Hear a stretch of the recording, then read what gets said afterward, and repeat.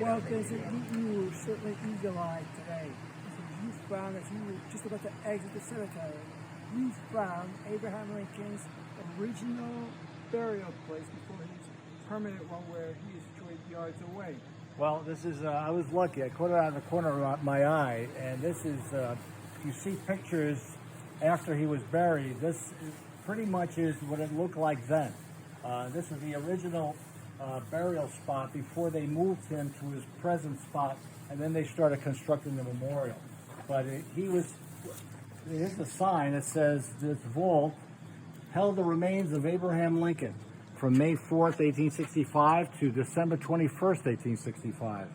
And it's pretty, it was guarded by soldiers day and night.